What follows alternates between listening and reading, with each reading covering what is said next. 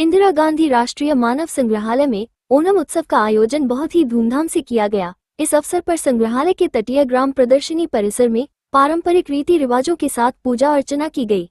केरल के युवा कलाकारों ने पारंपरिक वाद्य यंत्र चेंडावलम का वादन किया, जिसने पूरे वातावरण को पवित्र और ऊर्जावान बना दिया। यूनाइटेड मलयाली एसोसिएशन के अध्यक्ष श्री ओडी जोसेफ और अन्य सदस्यों की उपस्थिति ने इस आयोजन को और भी विशेष बनाया। संग्रहालय के निदेशक प्रो डॉक्टर अमिताभ पांडे और अन्य अधिकारियों ने भी इस अवसर पर अपनी उपस्थिति दर्ज कराई। ओणम केरल का एक महत्वपूर्ण त्योहार है, जो महान राजा महाबली की स्मृति और उनके आगमन का प्रतीक है। इस आयोजन ने केरल की संस्कृति और परंपरा को प्रदर्शित करने का एक उत्कृष्ट अवसर प्रदान किया। जनसंपर्क अधिकारी हेमंत बहादुर सिंह परिहार ने केरल के पारंपरिक ओणम उत्सव के बारे में जानकारी प्रदान की।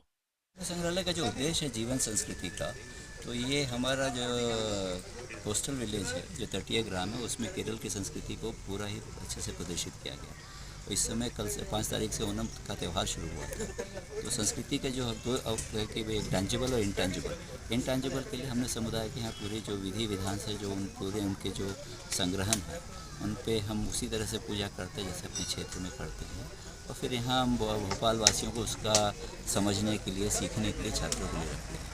अगर देखेंगे तो जो नाव है, नाव एक स्वस्थ समुदाय का परिचायक है, जिसमें कि आप उसमें रेस करते तो स्वस्थ होंगे तो वो होगा। आपने बगल में अभी देवकाड़ू देखा, जो सीक्रेट ग्रू है, ये प्रकृति का परिचायक है। अगर इतनी अच्छी प्रकृति रहेगी तो समाज मजबूत रहेगा। उसके बाद फिर वो अपने कृषि प्रधान ये समुदाय है, उसके लिए फिर ये भद्रकाली की पूजा करते हैं, जो राजा बलि उनके खुशहाल रखने के लिए पूजा होती है। तो ओणम त्यौहार इसलिए मनाया जाता है कि जो खुशहाली समाज में वैसी बनी रहे, जो हर साल आए उनको धन्यवाद देना और भविष्य के लिए भी उनसे प्रार्थना करना, जिससे पिछले साल हमें खुशहाल रखा था, आगे भी हमें खुशहाल रखे। तो ये पूरे प्रकृति, संस्कृति, स्वास्थ्य, एक समाहित जो संस्कृति का भारतीय मूल मंत्र है, जो भारतीय ज्ञान की परंपराएं हैं, उसमें आप देख पाएंगे। तो वहाँ पे आप देखिए सर्प के साथ देवता थे, यहाँ जो नाव हैं जिससे कि वो अपने उनका जो स्नेक बोट होता है उसमें जो रेस होते हैं, फिर इनकी जो संगीत थी, जो ध्वनियाँ हैं,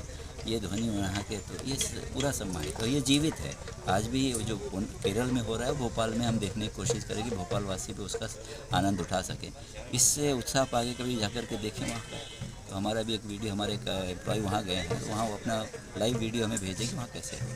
उद्देश्य ये है कि केरल की संस्कृति को जीवित रखना, और जो हमारे मूल मंत्र है जीवन संस्कृति दिखाना, तो हमारा स्थायी नहीं है, निरंतर चलने वाला है। उस उद्देश्य से पूरा कार्यक्रम चल रहा है। सर, ये सेकंड पूजा जो की जा रही है, इसको लेके क्या कहना चाहिए? ये भद्रकाली जो उनके प्रमुख देवता हैं, उनकी पूजा पे चल रही है। तो पहले आप अपने नाव के जो स्वास्थ्य किए, फिर अपनी प्रकृति में जो सर्प देवता है, अब जो मूल देवता है उनकी पूजा होती है। तो हमेशा हम जो प्रतिष्ठित जो सबसे जो मूल होता है उनकी पूजा होती है। तो भद्रकाली माता है, उनकी हो रही है, और जो देवी देवता हैं अब उनकी पूजा हो रही है, जिसमें राजा बलि से जुड़ा हुआ है। आज हमारे चैनल के बीच में मानव संग्रहालय के डायरेक्टर पांडे जी आज हमारे बीच थे। सर, इतना समय देने के लिए धन्यवाद सर।